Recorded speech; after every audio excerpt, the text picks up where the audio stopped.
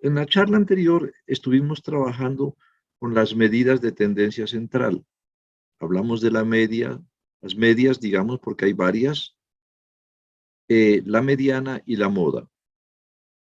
Continuemos ahora hablando de unas medidas que se conocen como medidas de dispersión. Estas medidas son muy importantes porque nos permiten saber si los valores centrales se encuentran cercanos o alejados de los extremos. Es decir, necesitamos nosotros saber qué tan dispersos o qué tan separados están los datos. En otras palabras, necesitamos saber si la información que tenemos de los datos es heterogénea o es homogénea. Las medidas de dispersión son estadísticos que nos informan sobre la variabilidad de los datos. Es decir, si la distribución de los datos es más o menos homogénea y por lo tanto nos dan una medida sobre la representatividad de los estadísticos de centralización. O si por el contrario están muy regados los datos y entonces no podríamos confiar en las medidas de tendencia central. Dentro de estas medidas de dispersión, nosotros encontramos en primer lugar el rango.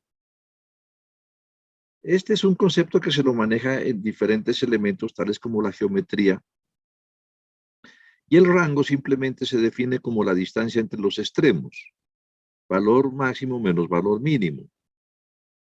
De tal manera que es una medida que puede servir cuando nosotros tenemos diferentes muestras y estamos midiendo la misma variable. Pero en otros casos nosotros no la podríamos utilizar. Por ejemplo, si nosotros hablamos de salarios bajos, salarios de obreros, un rango de 500,000 pesos es bastante significativo, porque a ese nivel se puede adquirir muchos bienes con 500,000 pesos. Pero si hablo de un rango de 500,000 pesos, con salarios bastante altos, por ejemplo, los de los padres de nuestra patria, pues 500,000 pesos no significan nada. Entonces, por eso es que decimos que el rango no es una medida muy significativa, pero pues es muy fácil de calcular. Simplemente tenemos los extremos y buscamos la diferencia. La varianza se define como el promedio de los cuadrados de las desviaciones con respecto a la media aritmética. Es el promedio de los cuadrados de las desviaciones con respecto a la media aritmética. La simbología que se utiliza sería la de la S al cuadrado si la varianza es muestral, o la S griega que es sigma, sigma al cuadrado si la varianza es poblacional, es decir, si es un parámetro.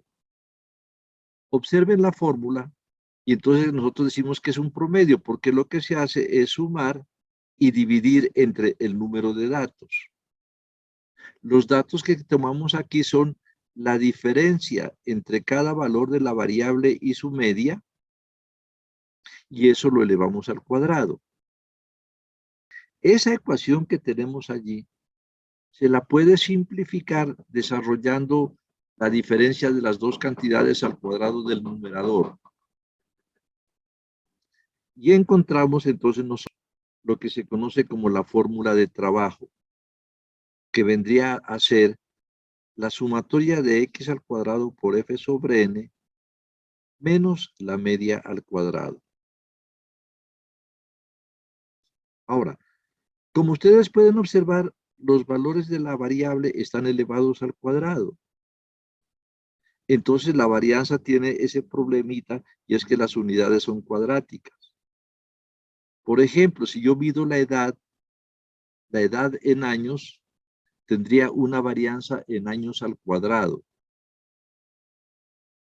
Si mido la estatura, por ejemplo, en centímetros, entonces la varianza vendría dada en centímetros al cuadrado. De tal manera que la solución para evitar ese problema, pues sería sacar la raíz cuadrada. Y así encontramos la desviación típica, que la definimos como la raíz cuadrada positiva de la varianza. y por consiguiente, pues se la va a denotar con S o sigma según el caso. Este estadístico tiene las mismas unidades que la variable, lo que facilita pues la interpretación.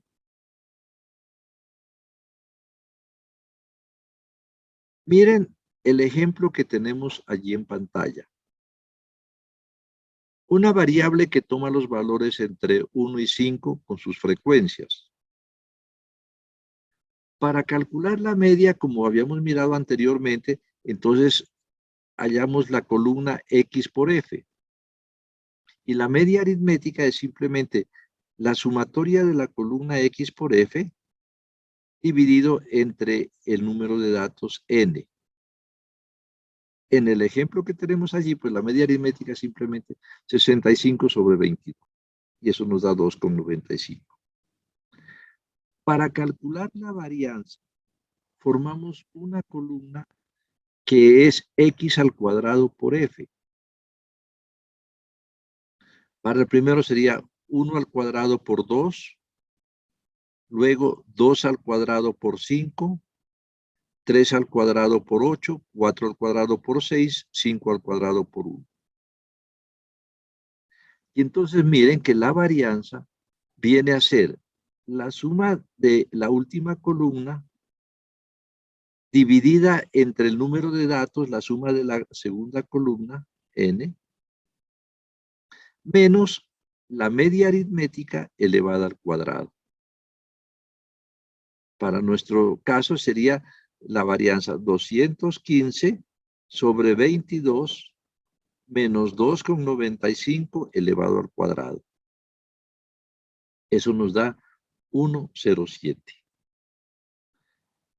Ahora, para encontrar la desviación típica, pues simplemente sacamos la raíz cuadrada positiva de ese número, el 1,07, y nos da 1,03. Que aritméticamente es muy sencillo encontrar la varianza y la desviación típica. Simplemente completa la tablita que se tiene en la parte superior, se hace la operación y está la respuesta. Lo fundamental sería saber cómo interpretamos ese 1,07 o el 1,03 frente a lo que tenemos nosotros antes, que es la media aritmética, perdón, que es 2,95.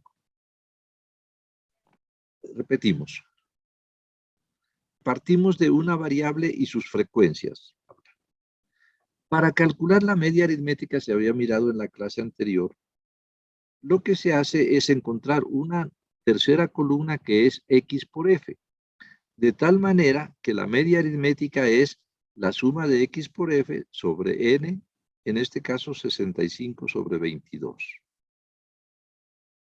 Para calcular la varianza, se forma una nueva columna que es X al cuadrado por F, que sería, para el primer caso, X es 1, 1 al cuadrado por la frecuencia que es 2, 2.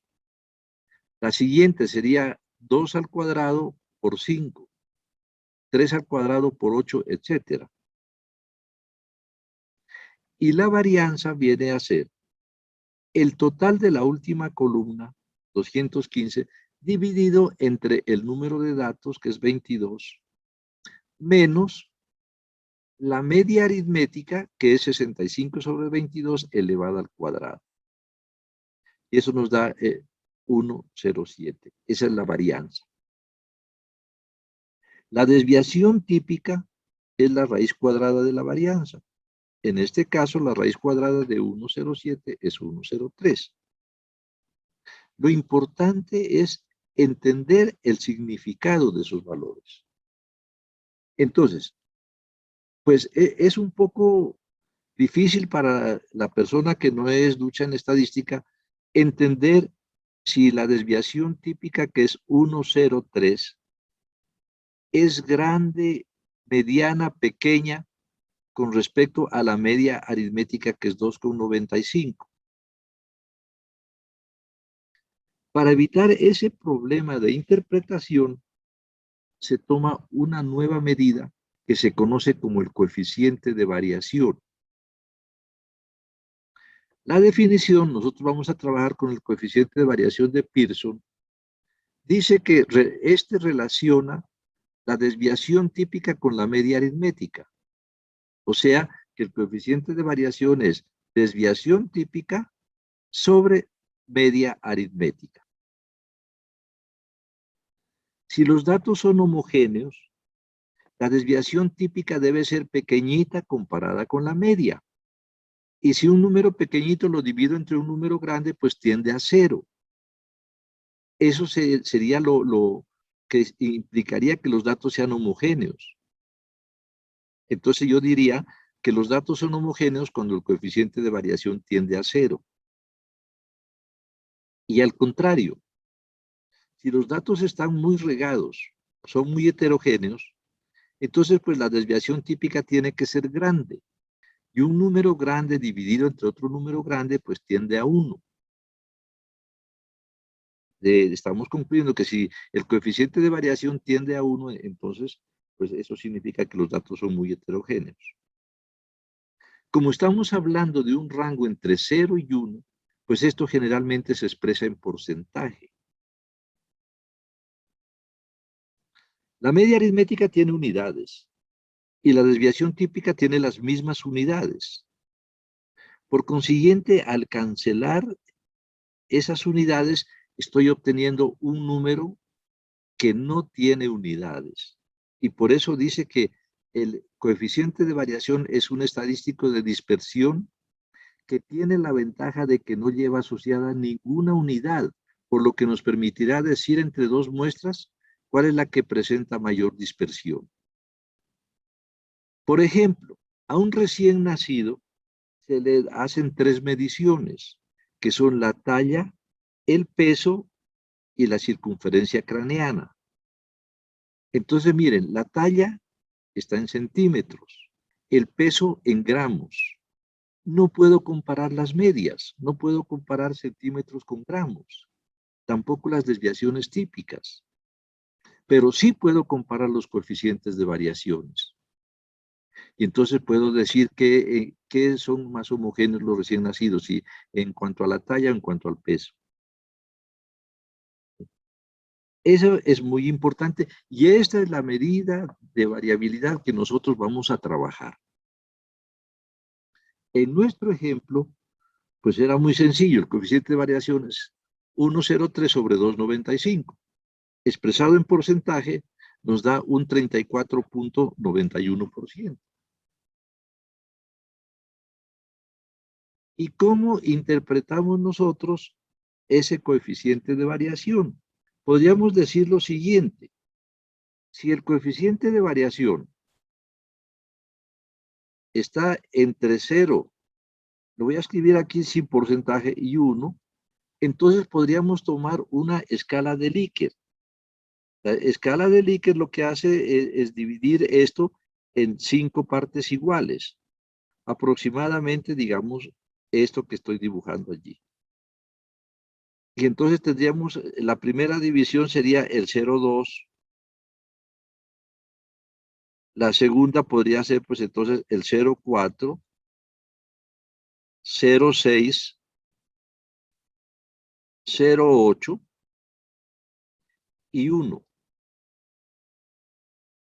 Entonces, para hablar de la homogeneidad de los datos, ¿qué diríamos? Si el coeficiente de variación está entre 0 y hasta el 20%, si es menor del 20%, la homogeneidad de los datos es excelente.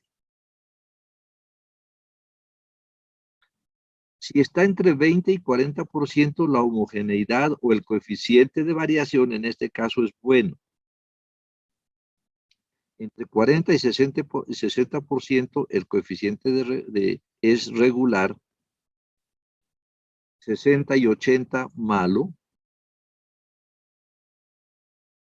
y más del 80% ya diríamos de que es pésimo. Esto sería una forma de interpretarlo. Por consiguiente, si yo voy a hablar de la homogeneidad de los datos, podría hablar que pues hasta el 40% es bueno, pero si el coeficiente de variación ya me da entre 40 y 60 es regular, y que más del 60% es malo. Y eso nos llevaría a tomar una decisión en cuanto a aceptar una de las medidas de tendencia central. Entonces, nuestra política va a ser la siguiente. Nosotros vamos a utilizar las tres medidas de tendencia central así. Si el coeficiente de variación es bajo, digamos que hasta un 50%, entonces vamos a confiar en la media y esa la utilizaremos como un representante de todos los datos. Pero si el coeficiente de variación ya es malo, pésimo, ya más del 50%, no podemos confiar en la media y entonces utilizamos la moda. Pero si no hay moda o no es única, entonces tenemos que quedarnos con la mediana. Ese es el orden que vamos a utilizar nosotros para tomar una decisión. Coeficiente de variación bajo, media aritmética. En caso de que el coeficiente de variación sea muy alto, entonces vamos a optar entre la moda, pero si no podemos utilizar la moda porque no es única, porque no hay, entonces nos quedamos con la mediana. Vamos a trabajar un ejemplo. Para identificar el comportamiento vehicular con relación al toque de queda, estoy hablando del toque de queda no del actual, sino antes cuando era a partir de las 6 de la tarde.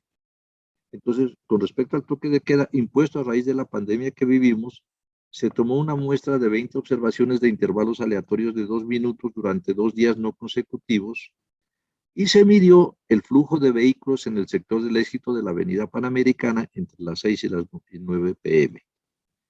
Pues lógico que tocaba tomarlo allí porque uno no podía tampoco ser un infractor y salir a la calle a hacer el conteo. Entonces lo hacía desde el apartamento. ¿Sí? Y se tomaba como punto de referencia el semáforo que hay en el éxito de la Panamericana. Y allí tienen los resultados. ¿Qué es lo que tenemos que hacer?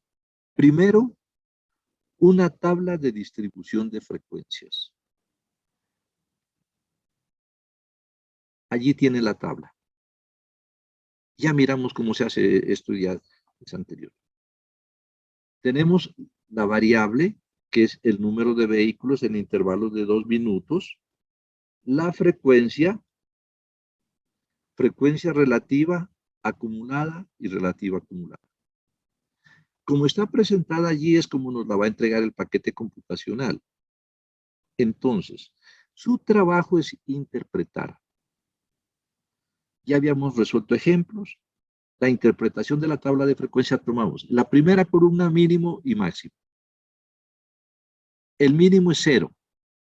Esto quiere decir que el menor número de vehículos que pasó por ahí por el semáforo en un intervalo de 2 minutos fue 0 en el 10% de los casos. Máximo.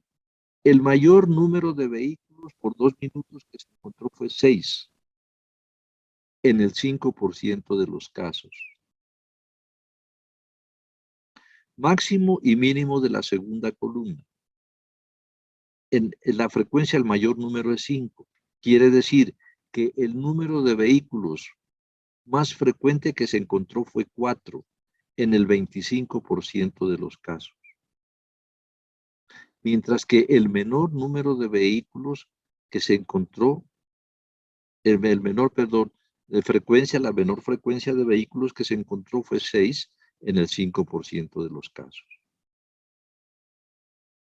Acá tenemos un ejemplo adicional con este 0,75, que corresponde a una frecuencia acumulada. Entonces, eso significa que en el 75% de los casos, el número de vehículos no pasó de 4. Fue de un máximo de 4. Esa es la interpretación de la tabla de frecuencias.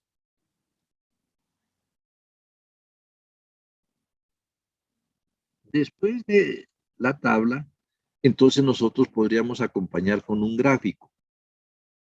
En pantalla tienen un ejemplo de lo que se conoce como un gráfico de caja y bigote. Si la información es importante para los objetivos de la investigación, en este espacio incluiríamos un gráfico, por ejemplo, el de caja y bigote. Ahí te presenten, no todas las tablas deben tener gráficos. Las ilustraciones o gráficos son exclusivos para las variables que tienen que ver con los objetivos. Por eso es que, por ejemplo, ustedes en su proyecto semestral, en todo el proyecto no pueden incluir más de 5 gráficos. Luego encontramos las medidas. Tienen ustedes del lado izquierdo también la tabla como la que acabamos de ver anteriormente. Valor de la variable, la frecuencia, x por f y x al cuadrado por f. Para encontrar la media aritmética, sumatoria de x por f, 62, sobre n, que es 20, para una media de 3.1 vehículos. Mediana. Lo primero es encontrar el puesto de la mediana. Como tenemos 20 datos, el puesto de la mediana es n más 1 sobre 2, 21 sobre 2, 10,5. Lo que significa que la mediana es el promedio del puesto 10 y el puesto 11. Voy a mi tabla, miro las frecuencias. En la primera están 2, en la segunda otros 2, es decir, tercero y cuarto. En la tercera están desde el quinto hasta el octavo. En la siguiente están el noveno y el décimo. El puesto 10 está allí, le corresponde al 3. Y el puesto 11, por consiguiente, está en la siguiente que le corresponde al 4. De tal manera que la mediana es 3 más 4 sobre 2, 3,5 vehículos. Moda. Observamos la mayor frecuencia. En este caso, la mayor frecuencia es 5. Es la única. Es unimodal. Por consiguiente, la moda es 4. 4 vehículos. El rango es la distancia entre los extremos. El mayor valor de la variable es 6 y el menor es 0. Por consiguiente, el rango es 6 menos 0, 6 vehículos. Varianza. Aplico la fórmula. Sumatoria de x al cuadrado por f, 234. Sobre 20, sobre n, 20. Menos la media, que es 3,1 al cuadrado. La varianza es 3,15 vehículos al cuadrado. Saco la raíz cuadrada para encontrar la desviación típica. La raíz cuadrada de 3,15 es 1,77 vehículos. Y por último, encuentro el coeficiente de variación. Simplemente se divide 1,77 entre 3,1. Y eso lo expreso en porcentaje, que es 57,10%. Entonces ahí están los valores y con algunos ejemplos de interpretación. Dice que el número promedio de vehículos por cada 2 minutos es de 3,1. Este valor es el representante de los datos encontrados y servirá para obtener conclusiones. Si se desea un valor entendible, entre comillas, se puede decir que es de aproximadamente 3. La mediana indica que en el 50% de los casos, el número de vehículos está por encima de 3,5 y en el otro 50% está por debajo de 3,5 vehículos. La moda nos indica que el número de vehículos más frecuente es 4. Para comprender más fácilmente la dispersión de los datos, tomamos el coeficiente de variación. En este caso es del 57,10%, indicando una dispersión alta. por lo que la media aritmética no es muy confiable y podríamos tomar como medida de tendencia central alternativa la moda. Y entonces allí tengo la interpretación de las medidas y ya podría continuar con mi proyecto de investigación.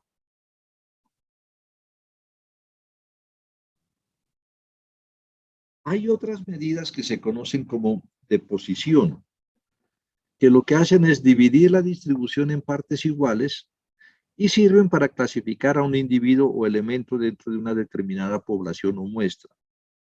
Por ejemplo, cuando ustedes presentaron sus pruebas saber, los resultados numéricos venían acompañados de una calificación decílica, que es una medida de posición. Los cuartiles, pues, significa que dividimos la distribución en 4 partes iguales, de tal manera que en cada una de las divisiones está el 25%. El primer cuartil deja por debajo el 25% de la distribución. El segundo cuartil deja por debajo el 50% de la distribución. En otras palabras, equivale a la mediana. Y el tercer cuartil deja por debajo el 75% de la distribución.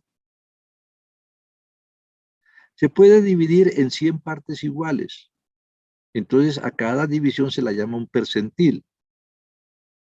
Y se interpretaría de la misma manera que los cuartiles. Por ejemplo, si yo tengo el percentil 30, significa que por debajo queda el 30% de la distribución y por encima el 70%. El percentil 90 significaría que por debajo queda el 90% y por encima el 10%. Eso es lo que se tenía en sus calificaciones. Por ejemplo, un estudiante que en una de las áreas está en el percentil 8, en el decil 8, significaría que tiene una calificación tal que el 80% sacó una nota inferior y el 20% sacó una nota superior.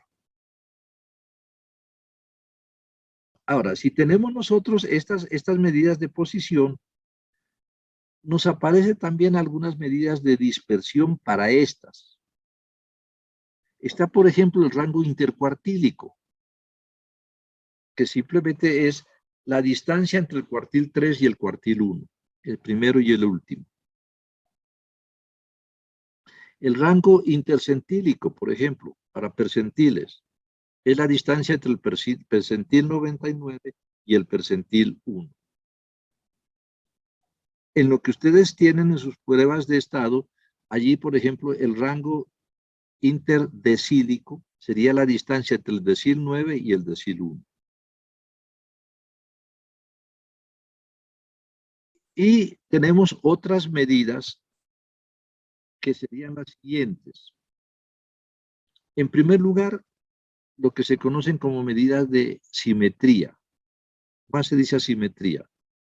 Entonces, cuando tomamos nuestra, lo que esperaríamos encontrar sería unas curvas simétricas, una curva con forma de campana, como la que tienen ustedes en el dibujito en el centro. Es decir, el punto más alto, si ustedes lo miran allí, el punto más alto, que es la moda, coincide con la media y la mediana. Mediana porque divide en 2 partes iguales, es un eje de simetría. Cuando una curva se desvía con respecto a ese centro, se habla de la asimetría. Ustedes observen que la que está a la izquierda, que dice curva de asimetría negativa, es porque la parte más alta tiende a la derecha, es decir, la falla está en el lado izquierdo. Y en el otro que dice curva de asimetría positiva, pueden observar que la parte más alta, la moda, está a la izquierda. Es decir, que la falla está en el lado derecho. Se dice que una distribución es asimétrica derecha cuando está sesgada a la derecha, y así también se dice que es asimétrica izquierda cuando está sesgada a la izquierda.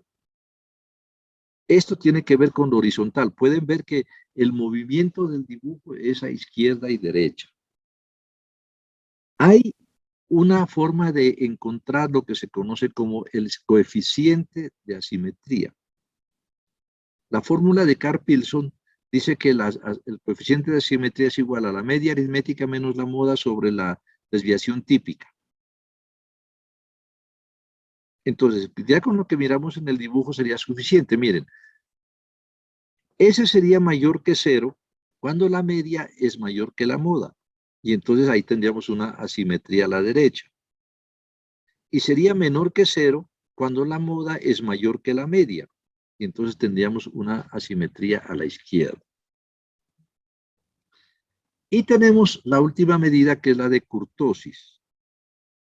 La anterior, la asimetría tiene que ver con el movimiento horizontal, es decir, a izquierda a derecha. La kurtosis tiene que ver con el movimiento vertical. Lo ideal sería que nosotros encontremos una curva simétrica con una altura intermedia, lo que la clasificaríamos como normal. Eso se conoce como una curva mesocúrtica, mediana. Pero puede ser el caso de que los datos estén muy concentrados. Entonces, si hay una gran concentración de datos, nosotros tendríamos una curva leptocúrtica, es decir, muy puntiaguda. Y si los datos están muy regados, muy dispersos, la curva sería muy achatada, la llamaríamos platicúrtica. Entonces, observen de que esto tiene que ver con la concentración de los datos. Dice que la kurtosis muestra el grado de apuntamiento o concentración de una distribución con respecto a la media aritmética. En una distribución se puede dar 3 tipos de distribuciones como están en la figura.